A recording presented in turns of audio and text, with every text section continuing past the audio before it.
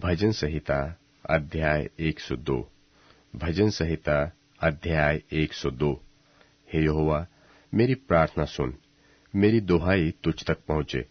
मेरे संकट के दिन अपना मुख मुझसे न छिपा ले। अपना कान मेरी ओर लगा। जिस समय मैं पुकारूं, उसी समय पूर्ति से मेरी सुन ले, क्योंकि मेरे दिन धुएं की नाई उड़ जाते हैं और मेरी हड्डियां लुकटी के समान जल गई है। मेरा मन झुलसी हुई घास की नाई सूख गया है और मैं अपनी रोटी खाना भूल जाता हूँ। करहते करहते मेरा चमड़ा हड्डियों में सट गया है। मैं जंगल के घनेश के समान हो गया हूँ। मैं उजड़े स्थानों में उल्लू के समान बन गया हूँ।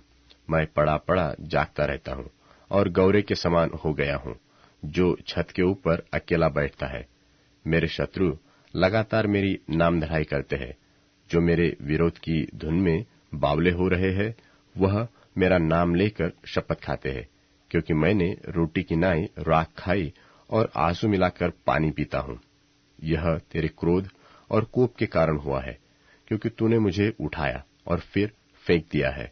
मेरी आयु ढलती हुई छाया के समान है और मैं आप घास की नाई सूख चला हूँ। परंतु तू, हे यहोवा, सदैव विराजमान रहेगा, और जिस नाम से तेरा स्मरण होता है, वह पीढ़ी से पीढ़ी तक बना रहेगा।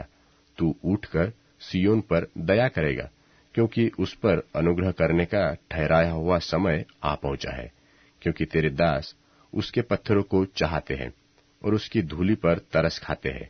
इसलिए अन्य जातियां यहोवा के नाम का भय मानेंगी और पृथ्वी के सब राजा तेरे प्रकोप से डरेंगे, क्योंकि यहोवा ने सिय्योन को फिर बसाया है और वह अपनी महिमा के साथ दिखाई देता है।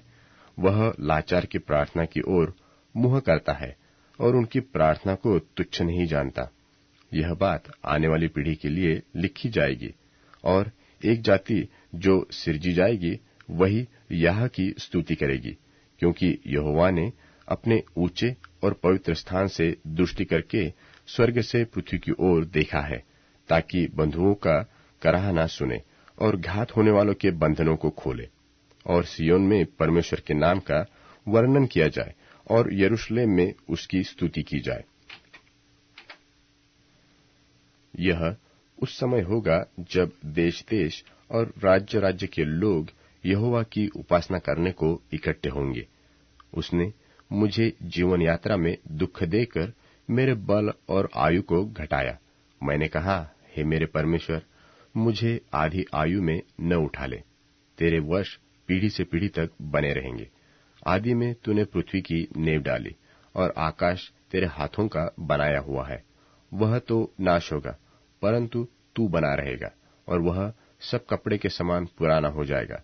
तू उस वस्त्र की नाई बदलेगा और वह तो बदल जाएगा, परंतु तू वही है और तेरे वर्षों का अंत नहीं होने का।